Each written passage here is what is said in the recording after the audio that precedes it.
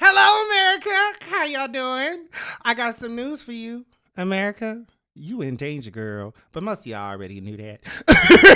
It's your girl, Bobby Z, and Ryan O'Toole. And this is our show, Watch Hard, where we talk about and dissect some of our favorite films. And we got a real good one for you today. We're going with Ghost. Ghost, the 1990 smash hit. Absolutely. That's because you couldn't think of a horror movie to pick. It is a horror movie. You know, Them little baby thingies was scary. The end? Yeah. We're jumping a bit, but yeah. Yeah, we are jumping a bit. We'll get into that. Let's open up with our first segment, Show Me the Movies, where we talk about new movies that we've seen and trailers for movies that we're excited to come out. So what you got this week? Oh, I assume it's this. I saw the trailer. It's not for a movie, but the trailer that everybody else saw. What? House of the Dragon. Oh, I still haven't watched it. You haven't seen it? I still haven't watched it. It doesn't look very good. I can tell it's not going to be very good. Look, we've all seen what happens when they do George R. Martin stuff without George R. Martin. Well, I think this is based off Fire and Blood, or at least part of it. Okay. I don't know. It doesn't look great. It looks cheap. It looks cheap. It look like from like the, maybe it's not finished, but like if you look at the set, the set design does not look great. The cost, That's really disappointing because I was so excited. Like, the only thing I'm excited for this series, because I'm a terrible person, I really wanted to see the Doom of Valyria. They're not doing the Doom of Valyria. They're already in Westeros. Oh, well, that's just chicken shit. Then why even bother? I'm pretty sure they're already in Westeros. So they're not going to show how they ended up coming over to I don't Westeros? think so, no.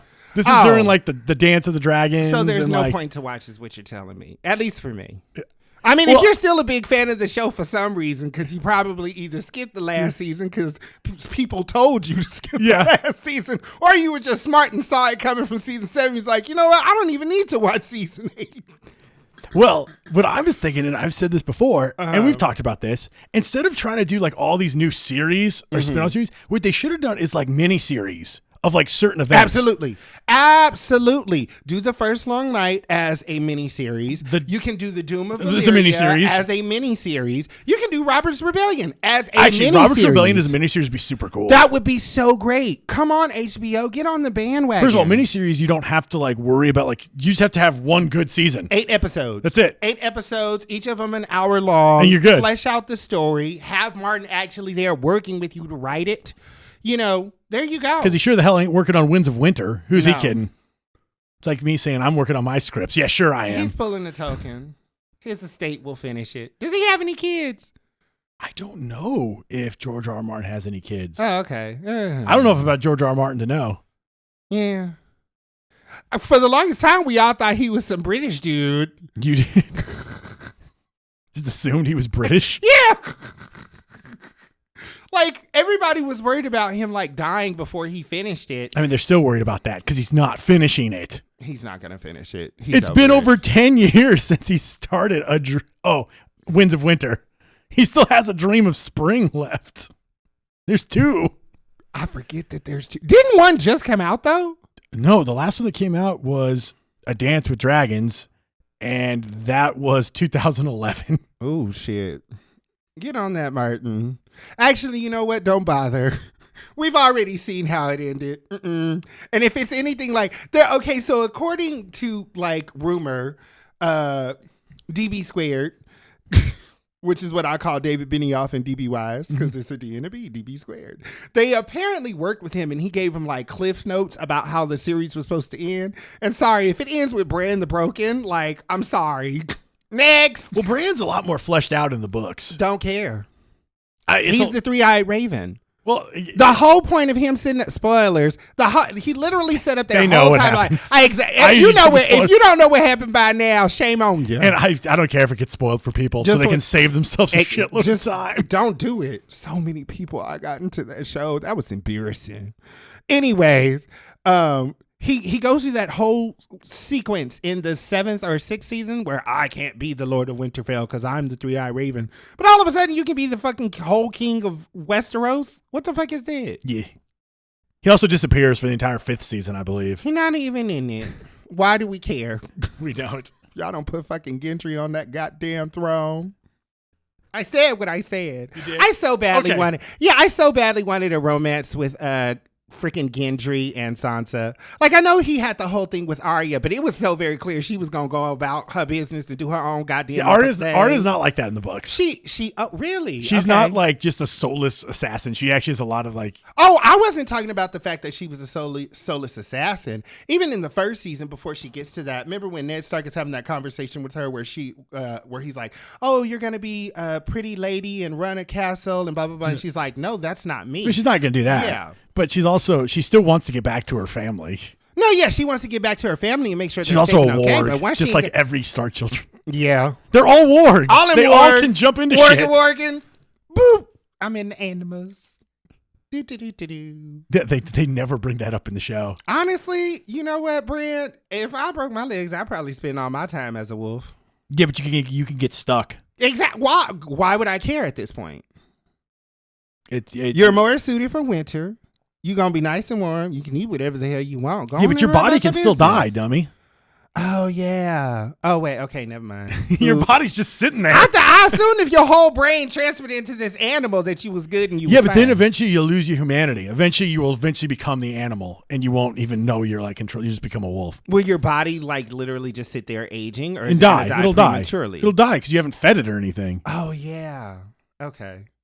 Well, maybe if it was now where they have feeding tubes, it'd be like, yeah, go ahead, link my body up to that feeding tube. I'm gonna go roam around as this animal creature. That's what I would do. Although probably something more interesting than a wolf. I don't know. We'll see. We'll think about that. We'll come back to that. Anyways. So the only trailer that I can think of, and I kind of already talked about it a little bit because I saw the screenshots of it, but this time I actually saw the trailer for it. Spencer. Oh my God. Kristen Stewart. You hadn't seen the trailer for it yet? No, You I kept hadn't seen talking it. about it like you'd seen the trailer. Yeah, because I had only seen the screenshots and I read some of the info about the movie, but now I've actually seen the trailer and I've seen how Kristen Stewart like portrays Princess Diana, and I gotta say, I'm really excited to see her in this role. She worked really hard on that role. So many people from LMU are gonna owe you so much money if she ends up winning. I'm gonna that get Oscar. $50 from so many Exact- people. So many people. I never betted on it, but I have supported you in that because I do think she has the potential. I do. She's done some great stuff, and I love that she went away to Europe for a while and really honed in on her acting and did some independent stuff. All that she had to do, same with Pattinson, they just had to break away from the Twilight. They just had to break away from it. Right. Well, she did. I would say her more than Pattinson really needed to sharpen and hone on her acting skills, you know, giving the right emotion and making it seem genuine. You know, because I do think her emotions are genuine. And a lot of people like to accuse her of like being emotionless and not being able to transition that. There are definitely people who are like that, who are a little bit awkward in their emotions. Her problem, I think, was making it genuine, like making people truly understand, like, you know, these are the emotions I'm giving for this character because that's what I believe this character would Well, do. actually, when you go back and look at Twilight, you know, an in-depth look at that masterpiece of a series. Oh my God. Actually, her performance isn't bad because it's actually pretty strong. Because I'm that's not how, saying it's bad. But I I'm just saying- think it need not really. improvement. When you think Okay. about it. Because she's supposed to be a awkward, weird girl. Teenage girl. Exactly. And she is Exactly. awkward and weird. Right. And that's what I'm saying. I think it comes off well for me. I just think there's a little bit of a disconnect where people just didn't feel like she was genuinely giving that to the role because of the awkwardness. But I feel like it fits. It does. You know, because we and always that's why I expect said, everybody like- to be perfect and say perfect things. Exactly. Like Netflix has a problem right now with a lot of these shows. Like I don't watch them, but I'll see trailers. Oh my and God. these teenagers are talking like fucking well-versed adults. I'm like, adults don't use that kind of language. No, they don't. These are horny little teenagers. Make it seem a little bit more authentic. Yes. This little kid ain't going to be that sharp. And, you know, you're going to have one or two, but it ain't going to be all of them. Well, that one, I can't remember what show it was, but when that jock went on a rant about Gatsby, I was like, the star quarterback is not going to defend the great fucking He's Gatsby. not. He's going to be on his phone or taking a nap like every star quarterback And he's does. going to be very happy that somebody in Is the class interrupting is class, yeah. interrupting class, so I ain't got to do shit. Yeah, keep yes, keep talking. up. You know what? She's right. I don't know what she's talking about, but she right. Keep going, girl. Yeah. More power to you. I was like, this is the most unrealistic shit ever. Absolutely. But no, I'll agree with you on that. I think she did good with the character. It's just making sure she has that connection with the audience so they understand where she's really coming from. But I think she's really done that now, you know, going off and working in Europe. So I've seen the trailer. And she won a Caesar. Yeah. I'm She's really the first excited. American woman to win a Caesar, like either ever in a really long time Okay. for an acting role. Yeah. Yeah. I'm really excited to see what she does with it. I've also seen 2 movies this week that I'm very excited to talk about. Went and saw Venom. Okay. Let There Be Carnage. Oh my God, Woody Harrelson, the things you do to me. Oh my God.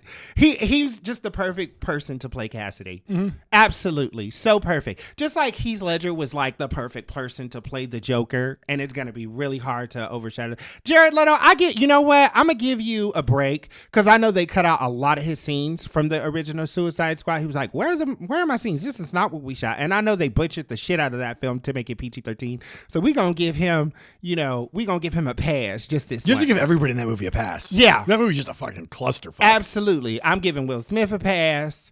I'm giving Margot Robbie. Girl, that girl is gorgeous. God damn it, Margot Robbie. Where you come from? Australia. Like, why are them Australians so goddamn beautiful? It's something in the water. Hugh Jackman. Hugh Jackman. Hugh Jackman. I think it's a trade-off. You're hot because all these animals are trying to kill you. It's like Russell Crowe is Australian too, right? Yeah, he's making movies, making songs, and fighting around the world. Absolutely. Them Hemsworth boys. Just something in Australia. I'm telling you. Paul Hogan? Australia, what about Paul when Hogan? you're pregnant, if you want your baby to be gorgeous. Is Hulk Hogan Australian? I said Paul Hogan. Oh. I was like, I ain't never. Wait, Hulk Hogan's like from Listen, Venice. I'm in America. He's from like Venice Beach. That makes so much sense. I thought he was from like Minnesota or something, but if he's from Venice Beach, that would make perfect sense. He is like the archetype of the Venice Beach muscle guy. He was. That's where he trained when he was younger. Okay. I love that. Oh, okay. You go, Hulk Hogan. I didn't know he was a California boy. He lives in Florida now, I think. Ew, gross. That's like the opposite. No offense to Floridians. We love you. I like Florida. But anyways, I've heard nothing but nice things about Pensacola. Okay. But that's northern Florida. I've also been to Orlando, but I've only been to the theme park, so I can't speak much about it. We do need to go to see the Harry Potter world. God damn it. What? That was the rules for the last one. I wasn't supposed to say Harry Potter, but I can say it fucking now. Harry Potter, bitch. Harry Potter, Harry Potter, Harry Potter. Anyway, Woody Harrelson was a very, very excellent casting choice. And also, I love the first movie. They kind of set up this like banter with Venom that they try to do in all the hero movies, and it was really kind of annoying.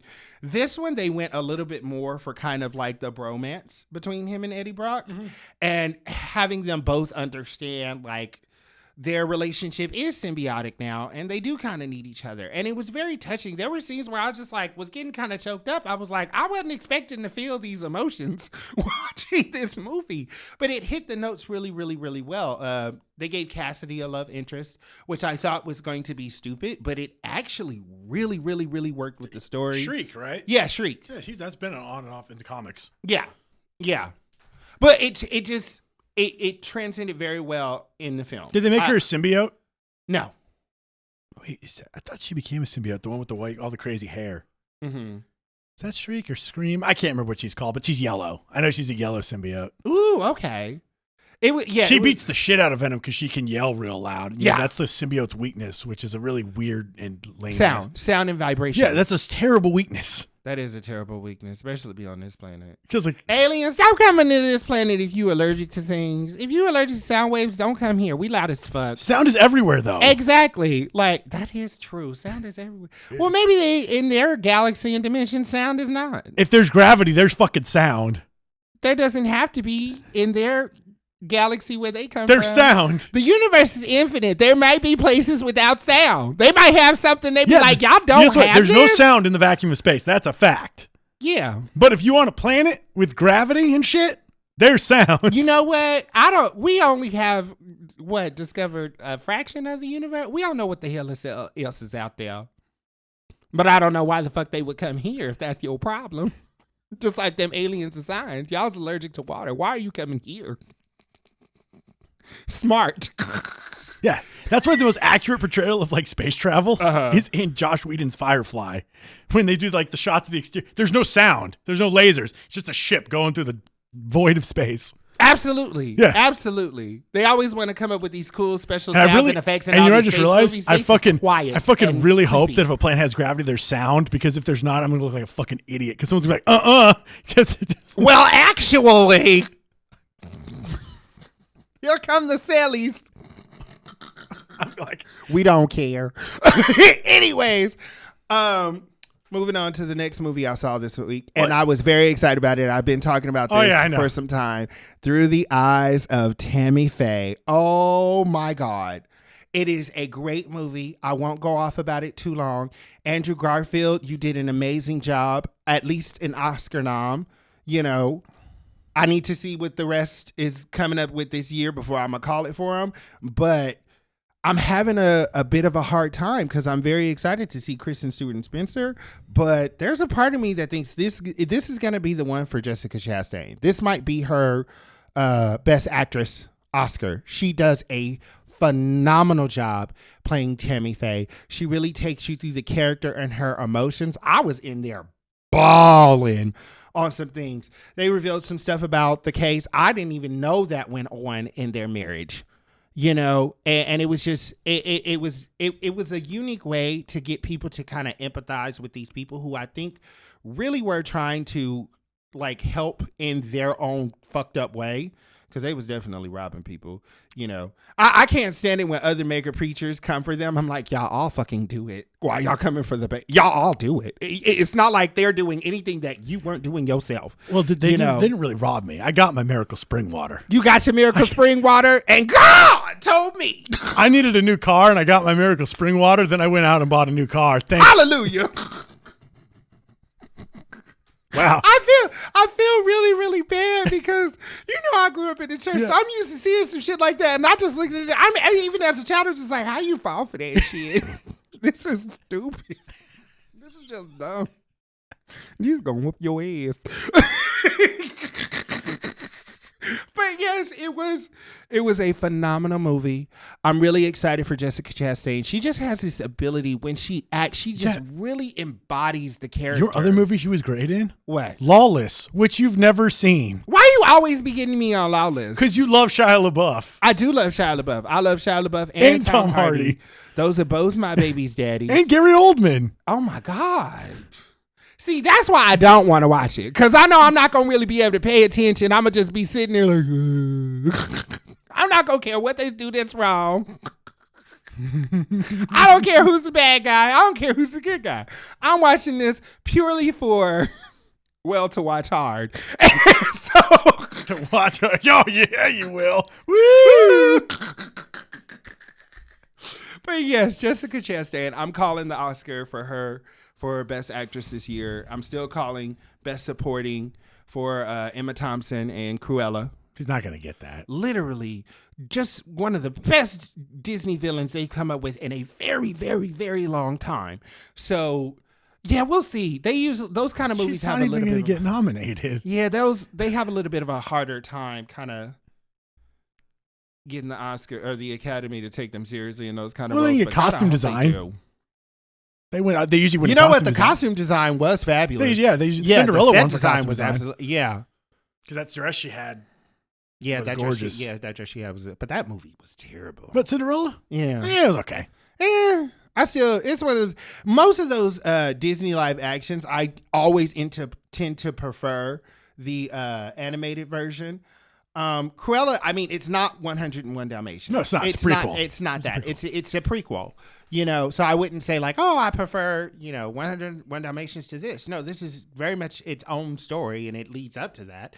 But oh my God, if it wasn't amazing, and Emma Thompson as the villain, I'm still calling that Oscar for you, Best Supporting. But Jessica Chastain, I'm calling it for you right now. I'm still gonna have to see. You've seen one movie. She's done it. She's won it. I'm pretty good at usually calling the Oscars.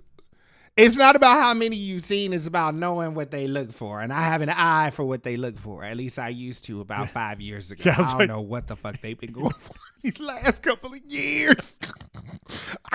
Academy, what is you doing? Well, they fucked up last year. They put Academy. I don't even know who. They put Best Actor on last because thought they were gonna go to Chadwick Boseman. Oh my God! And they made a big spiel. First of all, Best Actor should never go last. Best Picture should go last. That's Picture. The last fucking category. Best Director, Best and then Picture. Best Picture. Done. Exactly. Motherfucker. That's how we do it. That's the best way to do it. That's what we're here for. Then what happens? Anthony Hopkins wins. He's not even there to pick up his fucking award. I know. I meant to go see that movie. I didn't even get to see the movie. Apparently, it's actually from what I've heard, it's the amazing. best performance. I It believe really it. was. Anthony Hopkins is one of my favorite actors. You know, when he like does a film, he rereads the script like 120 times. He gets to know all the characters' lines, all their motivations, so he can really know how his character would really, really respond in that world. He's a fabulous actor. The man puts in work, so he deserves anything that he gets. And I love Chadwick Boseman. He's an amazing actor, and he really, really left before his time.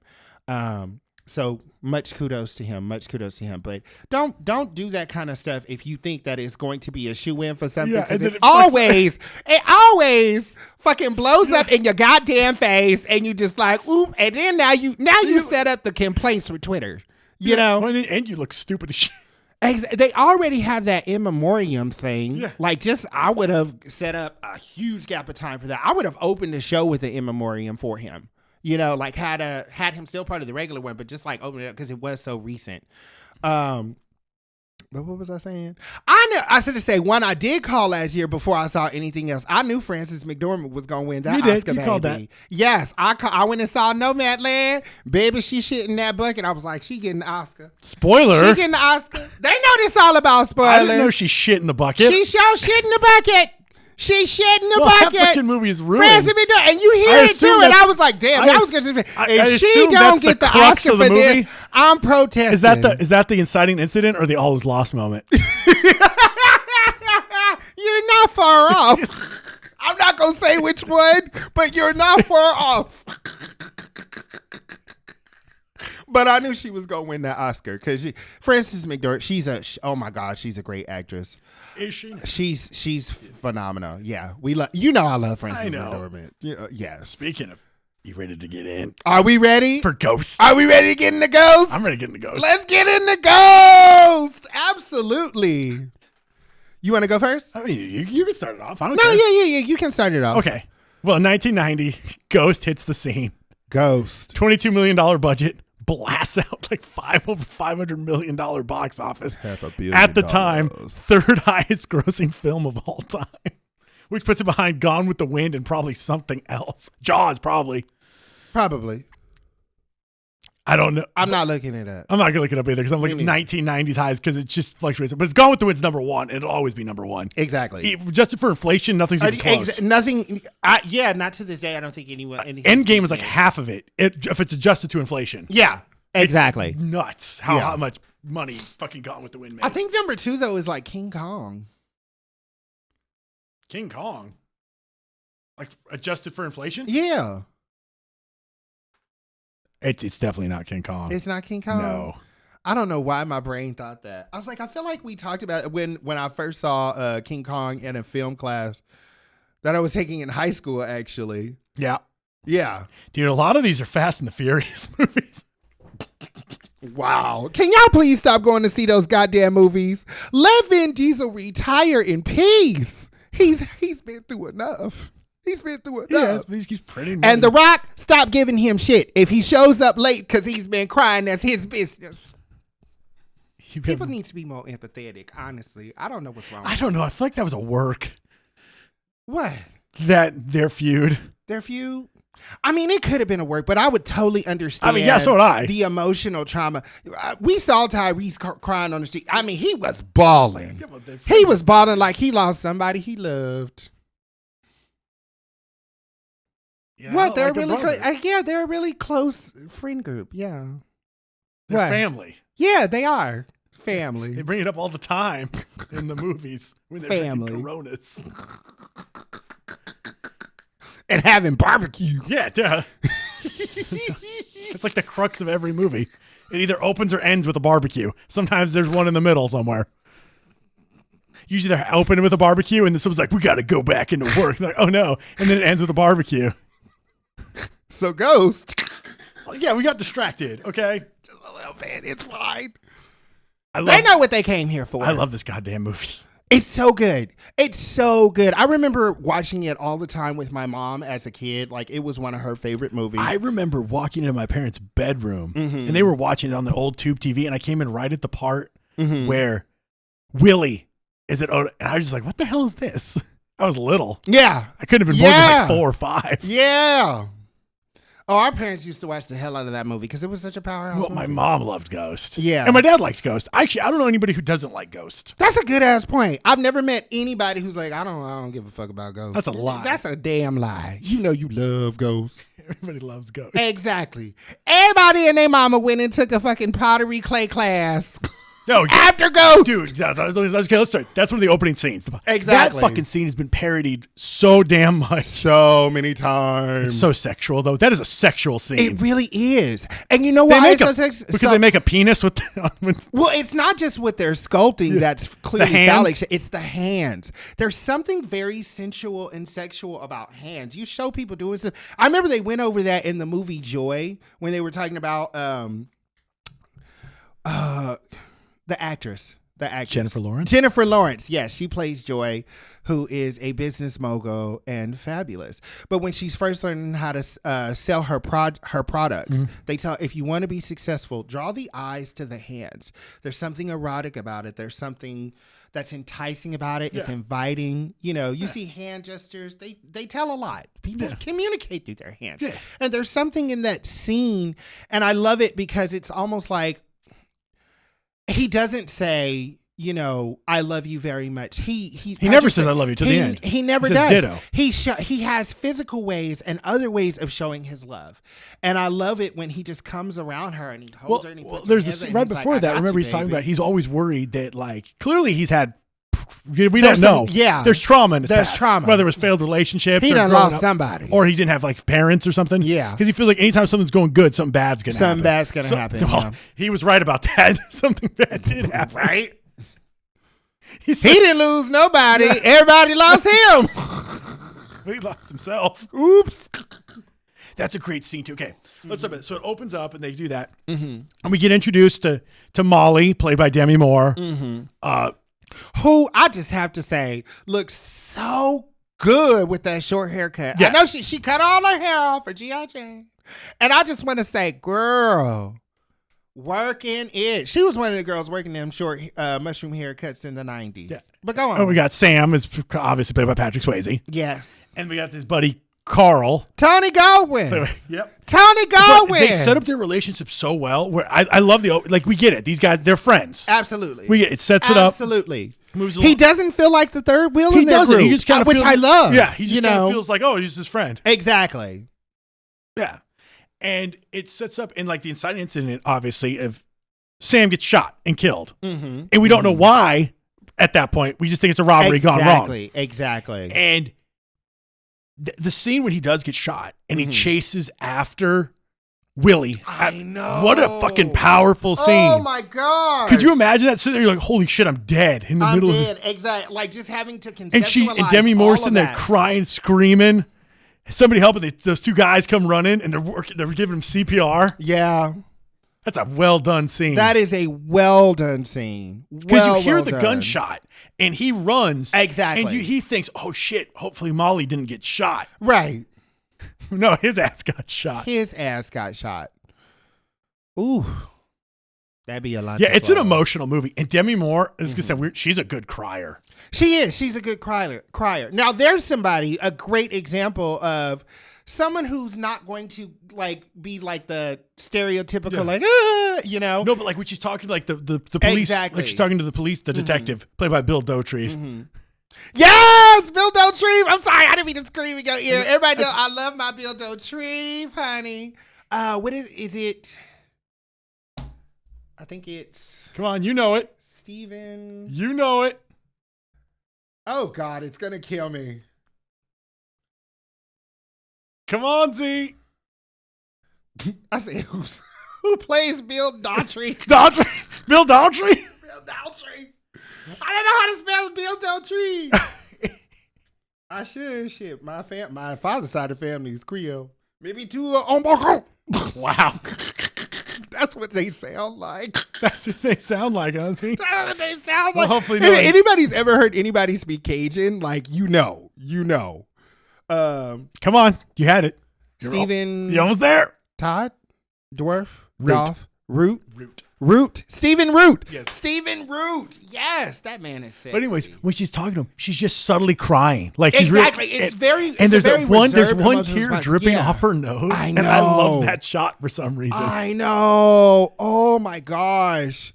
There's just something like amazing about how she connects with the audience. Yeah, you feel what she's feeling. You do, and you kind of, and she doesn't feel like a passive. I think some people would complain she's kind of a passive character, but not really. She behaves exactly like someone in that situation would behave. You know, Absolutely. She doesn't want to go outside. Clearly, her husband. You know, it's very interesting, and one of the reasons why I think there's so much good sentiment in the '90s, the style of filmmaking is very much a return to classic old Hollywood, but they added a new style of acting, which is kind of realism. You know, a lot of the classic films, it was all about the dramatic, emotional response, and there's something about her just sitting there crying subtly, and she's not wailing and everything. She's really kind of feeling the moment. And you connect with that. It's very real. You know, oh my God, the 90s has such good movies and acting and performances. Demi Moore, girl. We need to see her in more stuff. She needs to make a comeback. Yeah, she hasn't been in a lot lately. She hasn't. I'm just going to call it like, I'm sure they can find something for her to do in American Horror Story or something. They always want to bring back actors for stuff for American Horror Story. So y'all can find something for her to do because she's just too good. She was the best part of Charlie's Angels too. She was. That movie was really not that great. That movie's terrible. Full Throttle. It's so bad. That's probably my least favorite Shia LaBeouf movie. Love you, Shia. You my baby daddy. Jesus. Where's my child support? But Demi Moore was where's like... the baby, Z? Say what? Where's the baby? Don't worry about where the baby is. You ain't a child support without the baby. Anyways. Yeah, Demi Moore was the best part of that whole like setup. Like having her as an ex-angel. Like, do a prequel to that series where she's like the head angel or something. Or don't. But like get her off in something. But my favorite scene in Ghost, because that is a very, very, very, very powerful scene. I would say my favorite scene in Ghost is where he follows Carl to Willie's house. And he's still very much worried about his friend. Yeah, Carl's like, Carl, don't go there. Don't go there. And then his reaction to finding out like his friend was involved and like part of this. For some damn shady ass drug deal, it's like, ugh. What a trying moment to find out that your life was literally taken away for something so for $80,000. For $80,000 by your friend. Yeah, but remember, Carl's upset. He did not want Sam to die. He was just supposed to. He did not want Sam to die, and I love that they put that element in the film because I remember watching it as a kid. I would always come in way later in the film, so I thought Carl was just like the shitty ass bad person. Like, ugh, fuck this. He's not a great person, but he's not intrinsically evil. He's not like he's super. He's evil. sleazy. He's sleazy. Exactly. He did not intend for his friend to die, but he did because when you do fucked up shit like that, you never know how. Yeah, you're dealing with Willie. Exactly. You dealing with Willie, Slick Willie. But I love that they added that element to the story for Carl's character as a villain, you know, because it's one of those, nobody in the world is like 100% good, 100% evil, you know, so I like that they kind of added that aspect. He's a bad person, but he's not like super evil. He's just gone about a bad way, and unfortunately his friend ended up, you know, losing his life behind it, which is a very tragic situation, you know, but I love that scene. I love everything about what you learn from the characters in that scene. I love how it's acted out. Tony Goldwyn, we needed to see you in more, you know. I love that he came back as President Fitzgerald Grant in Scandal. Ooh, child. Them scenes was steaming. He was in he plays the bad guy in the Bilko Experiment. I have not seen the Bilko. You're not missing much. I heard it wasn't that great. It was at the time. It's weird. It was one of those times where Hollywood kind of made two movies that are relatively similar around the same time about like an office violence workplace. Yeah. There's the Bilko Experiment and Mayhem. And Mayhem was by far the better movie. Okay. Shit, I haven't seen Mayhem either. Oh, Mayhem's great. I have it on Blu-ray. Okay. It was the last movie I bought at Amoeba before they closed down. Ooh, child. Amoeba. They moved. They're just not in that old location. No, yeah, they're not in that old location. That store is way too fucking busy, though. It gives me anxiety. I know. Well, you're always high when you go there. Yeah, that's true. Well, not always high. It was just that one time. Okay, so we went to a meet. What movie were we seeing? We were seeing something at the ArcLight. We were seeing a movie at the ArcLight, and we went over next door to Amoeba because y'all wanted to buy some album. Isn't that where you bought that first Church's album? No, I bought that at Best Buy. You bought that at Best Buy? Yeah, Best Buy. Which one did you buy at? I bought all sorts of shit. Soon I could find out about the Drive soundtrack. The Drive soundtrack. That was so good. Ooh, I like that movie. You want to do Drive? We'll think about it. Yeah, we'll think about it. Reel it in. Jesus, we're always we can never. You know what? What? I'm going to use it to take it into something I wanted to talk about. What? Relating to Ghost. So you're talking how Hollywood that was very big in the 90s where they would make two movies that were kind of like similar, like having compete, like one's McDonald's, one's Burger King, and. So I was looking into, of course, doing my research for the movie, and Bruce Joel Rubin, he's the screenwriter for the film. He also wrote Deep Impact, which made me go fucking wild because I love Deep Impact. I am sorry, Armageddon is bullshit. It was not well thought out. If there's a comet or an asteroid that's that fucking big that's coming at us, and we only have 2 fucking weeks, I am sorry, we are all dead. Well, I like that Ben Affleck was the voice of reason. Yes. Go ahead and tell it, because I was going to talk about it. Oh, was it? Yeah. When he tells Michael Bay, he's like, I have a question. Wouldn't it be easier to teach astronauts how to drill instead of drillers how to be astronauts? Boom! And Michael Bay tells him to shut the fuck up. He said what he said, Michael Bay. He was making sense. It would. He was making It'd be way sense. easier to teach astronauts how to drill. Oh my God, the science in that movie is just asinine. The only reason why that movie is like seen as like the better one is because of that fucking song.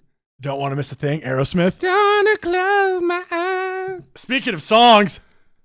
No, because I'm going to finish this about Bruce Joel Rubin. So Bruce Joel Rubin wrote Deep Impact, which is kind of like a similar setup to Armageddon. It's just handled so much better. I'm sorry, y'all. I didn't mean to spit in your face, America. Oops. They would have known until you drew attention to it. I'm sure the camera just took that whole waft of just like, my bad. Oopsies. But anyway. It's so much better. The science is so much more well thought out. They have like a year to actually plan and prep, and it goes through everything that the government is trying to do. Mm-hmm. They talk about freezing the prices of everything so there's no gouging. They create like military centers, like all this stuff. So it's really well thought out, and the science makes way more sense. Elijah Wood is in it. Lily Sobieski is in it, who also needs to return to acting because we love you, Lily Sobieski. That was such a cute little girl. Every boy had a crush on her. She was like the girl next door girl, Love her. Her and Megan Good, yes. What was I about to say? I think the only reason... another reason why Armageddon kind of gets more of the note is because Liv Tyler is absolutely amazing. She's a fabulous actress. Téa Leoni is a brilliant actress, but there was something about her that just didn't connect with her role being a newscaster. I believed her way more when she was just like the reporter trying to investigate. Once they actually made her like the head newscaster, which is kind of like the second act of the movie, where she's the one talking to America about what's happening and keeping them calm. I'm just like, she's not really giving me that too much. I'm not sure if she was the best casting decision for that role, but yeah, Deep Impact is the better movie. Thank you, Bruce Joel Rubin, for also writing that, because Armageddon is garbage. If you're going to watch a movie about the world fucking ending, which was also super popular in the 90s. Yeah. Them damn apocalyptic movies. Oh my God. There's a thing. Yeah, absolutely. I mean, that's what Hollywood does. It's like it catches a theme. It makes a shit ton of money, drives it to the ground to where they're unwatchable, then they stop it. Goes with it. Yeah. Exactly. That's why I found those two were the most comparable because the asteroid, and then you had shit like The Core with Hilary Swank and Aaron Eckhart, which is also really good. I like that one. The science in that one is really good. Yeah. Okay. Absolutely. Speaking of songs, but Bruce Joel Rubin actually he ended up winning the Oscar for Best Adapted Screenplay for Ghost. Yeah. And I love not Best Adapted Screenplay, Best Original Screenplay. Yeah. And we were talking about this. I texted you when I was watching. I was like, oh my God, it's Count of Monte Cristo. There are a lot of elements in the film that are definitely, reminiscent of the Count of Monte Cristo story, which I absolutely love. But he got the inspiration from watching Hamlet. Exactly, and we were talking about that earlier today. Yeah. Go ahead. Oh, sorry. I thought you were still... No. I wanted you to include what you told me this morning because I was like, oh my God, that's... How he watched Hamlet and he got the idea because the dad's always like... the dad's ghost appears. Yeah. And wants revenge for his death. Exactly. And he's like, what if I made a whole story from the ghost's perspective? From the ghost perspective, right. He's like, well, I'll just set it in today. Which definitely translate into a Count of Monte Cristo story. Count of Monte Cristo is everything. It is. It's in every goddamn revenge movie. It's Gladiator. The Crow. I never thought about it. The Crow. Yeah, definitely The Crow. He just comes back. Yeah. That's a good ass point. But what I loved about it, because I was thinking about the Ghost and Gladiator. I mean, Gladiator won some Oscars, right? It won Best Picture. Yes, I believe it won Best Picture, but I think it won more than one. It won Best Actor. Uh-huh. Won Best Director. I didn't really Scott win for Best Director too? I think so. It won a ton of awards. Mm-hmm. It won at least... Alexander Dumas. Best Picture, Best Actor, Best... It did not win Best Director.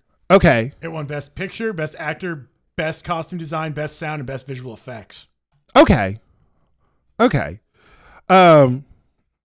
again, Alexander Dumas, he was just ahead of his time. It's like he knew in his brain. So many of his works have just been turned into cinematic pieces of gold. Man with the Iron Mask, Three Musketeers, just so many good movies that are rewritten and inspired by those projects. But what I absolutely love is looking at Ghost and looking at Gladiator specifically, is that here you have two kind of reiterations of the story, and they're also connecting back to Hamlet, and each one kind of twerked their version to focus on a different part of the story, because Ghost definitely focuses more on the love situation, whereas Gladiator is definitely more focused around the brotherly betrayal. Speaking of the Shawshank Redemption, is just the first part of the Count of Monte Cristo. It absolutely is. Absolutely, I forgot about Shawshank Redemption. It's just the first part. It is just the first part of the film. Absolutely. So I love how you can take all these elements of a similar story, but then have completely different stories from different perspectives. And I think it's absolutely amazing in storytelling that you can, put something like that out there and there'd be so many different variations of how it's interpreted and how it's repeated. I think that's amazing. So, thank you, Bruce Joe Rubin, for helping us realize that there's a connection between Hamlet and Alexander Dumas in that, and we're all just sitting here enjoying the movies from all these years ago. So many good movies and stories. Speaking of songs, you keep trying to annoy it. I'm not trying to know anything, but this should also be a lesson to writers of why it's so important to study the classics. Yeah. Because I think one of the things you see going on in Hollywood and why they have such a hard time with scripts, specifically with conclusions, adding love stories that are superfluous. They don't necessarily add anything to the story. Gangs of New York, I'm putting that out there. That's just studio intervention. Yeah, studio intervention. But I don't know. Sometimes these studios have their own writers who they come in to bring in and stuff. But just say no. But also, you could really tell, in a lot of the series and things that's coming out, that these writers have said. And there's something to be said about, yes, we want new material, but there's still a structure to it. This is a structure that the science is an art. Go back and read, look at old films, read old stories. Go read Metamorphosis. Go read the classics. Expand your horizon. It'll help your storytelling. Speaking of music, I hate that fucking song. How the fuck do you hate Unchained Melody? This motherfucker kid been trying to get me on this song all day. I don't like the goddamn song. I don't have to like the goddamn song. Not every song is for everybody. Unchained Melody is for everybody. It went to number one. It ain't for me. In 1990, when Ghost came out, it went number one on every fucking... As Lady Gaga says, there can be 100 people telling you you're wrong, but as long as there's one person... Lady Gaga's an idiot. Lady Gaga's like, don't you offend or insult or blaspheme the mother monster in my presence. I will not. If 100 people If 100 people say you're wrong and one person says you're right, most likely the 100 people are right and that one person is a fucking enabler. Just because the majority agrees does not mean that they are right. Anyways, long story short, Unchained Melody takes place during the fucking famous ass pottery scene. It does. It goes does. to number one. I love that. You know what? I love the song in that scene. It fits for that scene. What about the instrumental version at the end? It's pretty. Okay. It gets you in the moment, but that's about it. I didn't realize that Unchained Melody, which 1965, Righteous Brothers record their version. It becomes the number one version of all times. It was based from a 1950 film called Unchained about a prison break. You know what? That makes a lot of sense because I'm just like, why is the song called Unchained something? Melody. Unchained Harmony. Melody. Jesus Christ. That's a pretty name. Melody. Yeah. No, not Unchained Melody. Melody. That's a pretty name. I don't like the song. I don't know how you don't like that damn song. Because it's just. Your wedding song is going to be Unchained Melody now, smart ass. No, it's not. Yes, no, it the is. fuck ain't. Yes, it is. No, it's not. And if it's not, I'm going to be like, DJ, play his favorite song, Unchained I'm Melody. going to specifically tell the DJ, don't play anything with chains in it. No, thank you. That's not. It's Unchained. It's the opposite of chained. That is the opposite of chain. Oops. I still don't want to fucking hear it. Oh my gosh. It works. You know what? I will concede that it definitely works for the film. It works for the moment. You know, you want that kind of old style of music playing for a scene like that because it's just something everybody can connect to. But I mean, y'all could have went with like a Smokey Robinson song. My favorite thing, the implications of that scene. Like they're about to do it, right? Of course. What does the scene end with? What shot does the scene end with? The record ends. It cuts to the jukebox. The record gets picked up and slid right neatly into the slot. And the scene ends. Okay. Subtle. Very subtle. I did not catch that. You didn't catch that? I think I got up and went and did something. Yeah, during that scene? I was like, that song is playing. Let me go do something else. There's only so much I could take. But you know what? It might just be because I've heard it so many times. Like, it's just been overplayed for me. You know?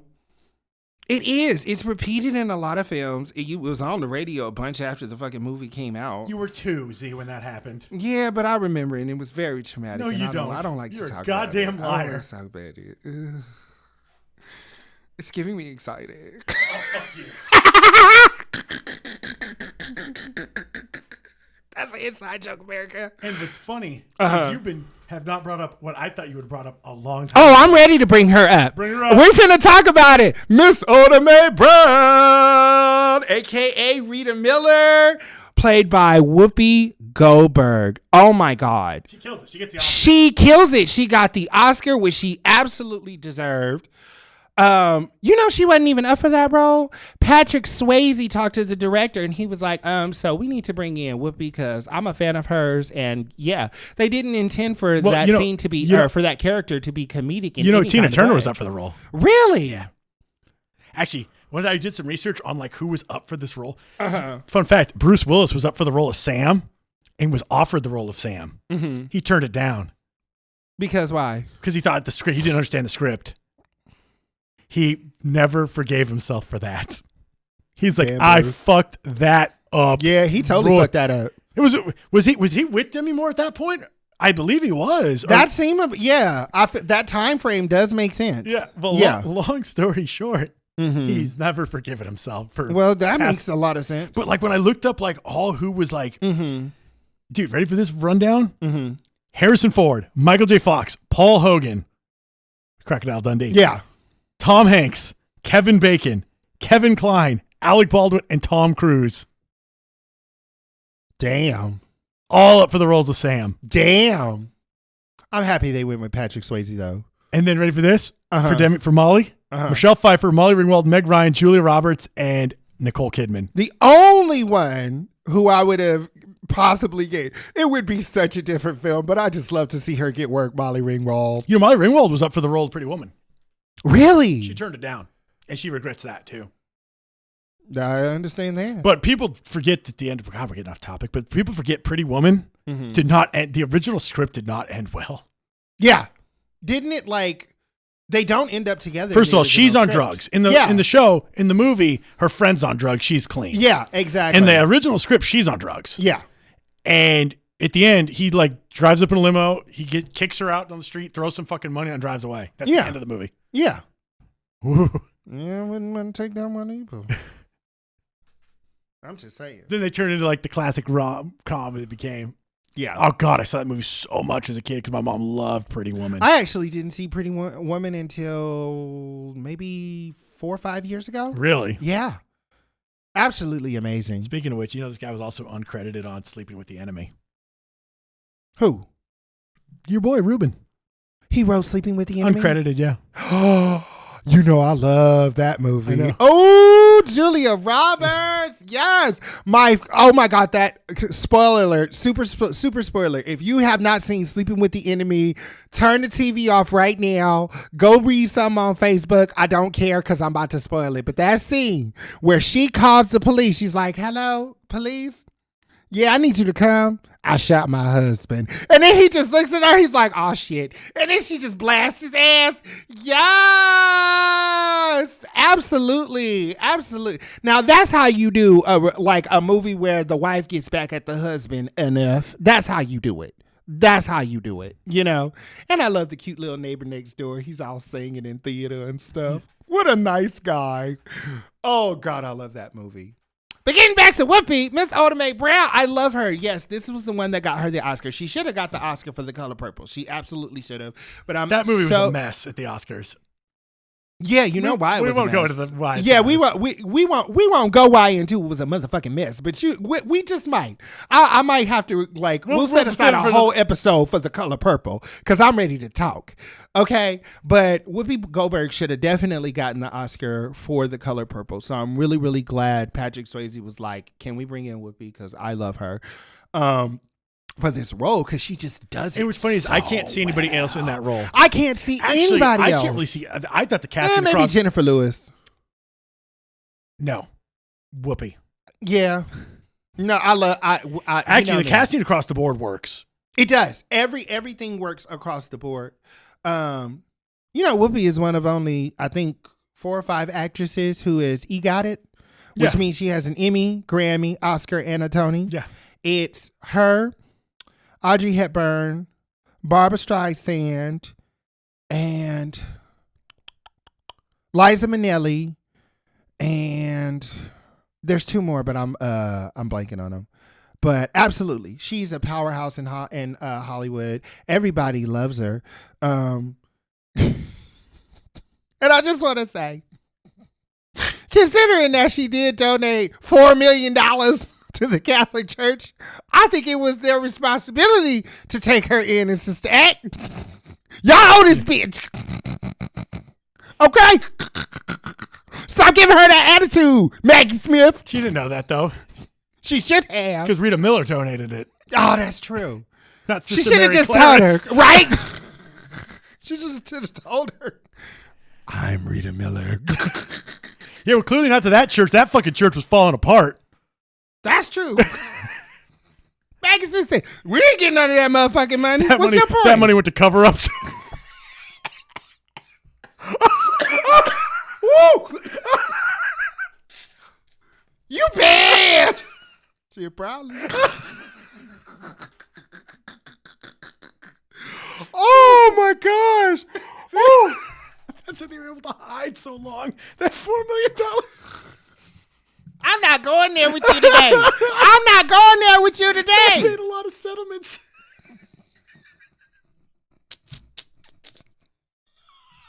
We sorry, Whoopi. We didn't mean to bring you into the bullshit. But that's probably what your money went to. Oh, God. Sorry, girl. It's still a good call. You know, nowadays, though, it would have been donated to something else, like a hospital. Yeah. Well, it was a homeless shelter, right? That was some, yeah. St. Joseph's Homeless Shelter. Something like that, She wrote the check. She did not want to get that. Oh, one of the nuns was Reuben's mother. Oh, was it? Yeah. That's good. Absolutely. But I love it when she's sitting there struggling to get the check. Well, I love it. It's $4 million. How would you like that? 10s and 20s. Oh, I'm sorry. Say cashier. Oh, cashier's check. Can I have this pen? Oh, I'm sorry. I wrote the wrong name. Only fucking Whoopi. Only Whoopi could get away with that. I fucking love her. Oh my gosh. Whoopi Goldberg is a gem. Yeah, she's fantastic. She is. She's Actually, like... the whole cast. Patrick Swayze is a gem. Everyone loves Patrick Swayze. Everybody loves Patrick Swayze. Tony Goldwyn is a gem. I love Tony Goldwyn. Like I said, he was also the voice of Tarzan. Yeah. Yeah. 1999 version. Exactly. Disney's Tarzan. The last film in the Disney Renaissance. Yes, the very, very last one. Dude, you know who brought it that movie? You know who fucking brought it that movie? Clayton. Phil Collins. Speaking of music songs, he brought it that fucking movie. He did. You'll Send a man look to the sky. Yeah. That shit is fire. Yeah. Like, oh my gosh. Normally I get so mad when I watch a Disney film and it's not like Alan Menken. I'm just like, what the fuck is this? Even though, because you pointed out to me that Hans Zimmer did the music for Lion King. And then once you hear it, you can't. And now I hear it, I'm like, oh my God. That makes so much goddamn sense. Oh shit. What? We're almost out of time. We're almost out of time. Okay, let's wrap up real quick. Real fast. If y'all haven't seen, if you haven't seen Ghost though, watch Ghost. I'm just telling you. Has anybody not seen Ghost? Dude, some people haven't seen Ghost. You know what? Especially younger generations haven't seen Ghost. It is. Ghost is 31 years old. Yeah. Absolutely. So, watch Ghost. Go watch Ghost, the young people. You're absolutely gonna love it. It's absolutely amazing. It's worth every. I can't tout it enough. We didn't even deal with how great of it actually is. We really didn't. We should have went a little bit more into the scenes because there are a lot of really. We get distracted easily. We do. We need some damn Ritalin up. We didn't even talk about the motherfucking ghosts on the train. Oh, Vincent Scavelli? Yeah. Yeah. You know, he's been a ton of shit. He has been in a ton of shit. But he's absolutely, I love him as that crazy ass ghost. Get on my train. My favorite, I loved him as the science teacher in Fast Times at Ridgemont High. Okay. I'd have to rewatch that one. That's a great movie, too. It's been a while. That movie, another teen comedy that goes into a lot of That's the only one. The only thing I remember for that movie is Phoebe Cates. And that's because I didn't have a crush on Phoebe Cates. I had a crush on the dude who's staring at Phoebe Cates walking through the pool. He has a little accident. I just want him to look at me like that while I come through a pool. It won't happen, but it does up here. That's nice. And on that note, let's get into busting the news. You want to bust something. Absolutely. So we kind of glossed over this last time, but I wanted to make sure I gave proper respect and due to African-American director Melvin Van Peebles, who passed away a couple of weeks ago. He was a powerhouse director. He did so many things to move the needle forward for African-Americans in the cinematic industry, in the film industry and cinematic arts. I'm sorry. I'm fumbling. But I want to make sure I do this right because he was an amazing director. We talked about this, his son, Mario Van Peebles. Mm-hmm. He's directed and produced so many good things, a lot of good TV stuff. You know, his son. His son's more in TV, I think. But Melvin, he did this phenomenal film in the 70s called The Watermelon Man, which was about a racist white man who turns black and gets to experience what it's like as a black person. And of course, it's very comedic and it's very funny, but it was a groundbreaking film, and it was one of my grandfather's favorite. He thought it was hilarious. The guy takes a bath in milk. He's like, I gotta try something. But it's one of those movies that really helped America kind of get to a decent place, and it's all about empathy, and it's a great film. And my grandpa made sure that knowing I wanted to be a filmmaker, I was exposed to this movie, and I really enjoyed watching it. I've only ever seen Sweet Sweetback's Badass song. Okay. Absolutely. There's a lot of S's there. Do we want to talk about the strike a bit? I mean, we can jump into it real fast, and it's probably going through. Yeah. It's going through. Yeah, it's going through. I heard the vote was unanimous. Yeah. They've made their appeal to the union. Yeah. You got to pay people. You got to pay people. Everybody talk about, don't nobody want to go back to work. That's because the government is paying people more. And also, people realize there's so much. If you ever sit and watch just any credits of a movie, there's so much more than the writers, directors, actors. So much more. Many people up to craft work services. On these films. Exactly. People just bring the food. Craft services, animal services. There are teachers for the children on set. These people are they are the backbone and the crux. You can't be made without it. They can't be made without it. You never filmed. You know. We filmed without proper lighting. Films look like ass. They sure do. Lighting is everything, honey. Everybody think makeup makes you beautiful. No, it's lighting. Because the hard lights. Exactly. I like highlights. Hard highlights. But yeah, you got to pay people. And I was going to say, their demands they're not unreasonable. No. They're just asking for a slight pay raise, especially because they've had to work through COVID conditions. You know, they want better healthcare benefits and they want more time off, but specifically with work breaks. Yeah. You know how it is working on a film set. Oh, yeah. Those things can go 12, 14 even hours. Even on student films, it's non-fucking stop. Exactly. It's nonstop. Give these people, their just due. We can't do what we do without them. It's impossible. It's impossible. So strike on, people. Sorry. We all just gonna have to sit and watch reruns for a little bit. Which people do anyways. Exactly. Look, everybody know that's the only thing they got Netflix and Hulu up there is fucking reruns. I don't know why y'all gotten away from that. Put them shows back. They don't have the rights, dude. You know this. Yeah, because all the studios want to do their own fucking app. Yep. I don't know why. You're not that special. You're not that important. Put your shit back. Ain't nobody paying for this shit. Doesn't matter. It's money, dude. It's always been money. I mean, I guess. The driving force behind everything in this money. If you ask why someone did it, it's money. Yeah. Actually, you know what? That's actually part of what they're also asking is part of the proceeds for the stuff that they get on for app content. Oh, yeah. Yeah. Well, because that hasn't been included in their studio contracts. So they're saying like, oh, well, we'll do it for new films. No, this is shit been around. Pay people their money. Yeah, you sons of bitches. Exactly. Y'all fucking got it. Yep. Y'all got it. The studio got it. But on that note, shit, is it time to wrap up? It's time to wrap it up. It's time to wrap up, America. Okay. I hope y'all really enjoyed this episode. I'm going to let you close out. All right. Go ahead. Close the legs. Close the legs. Keep the legs closed. Close your legs to married men. No. That wasn't for you. That was for the audience. They know what I'm talking about. You know what I'm talking about. Do they? Yeah. Anyways, I'm Ryan O'Toole, and that's Bobby Z. Sometimes, yeah, we should be on any given Sunday. This is Watch Hard. Absolutely. We've got social media presence? We do. You can find us at Watch Hard Pod at youtube.com or youtube.com/watchhard. I've decided what I'm going to do is I'm just okay. Are we on Spotify yet? No, we're not on Spotify. We got to we got to put all those on there too. Yes, we do. We need to get on. We got to do a lot of stuff. Exactly. But anyways, because technically, right now, as of now, we're still a YouTube show. Just a YouTube show. Yes, hey YouTube. So we're tubers. Yeah. Oh, great. Just some tubers. Anyways, one more time. Around. I'm Ryan O'Toole, and I'm Bobby Z, and we're Watch Hard. We'll catch you in a week or two. Yeah, we'll see you when we see you, America. Right, you know how it is. We got so much stuff. I'll catch you next time, baby. Jesus. Later, guys.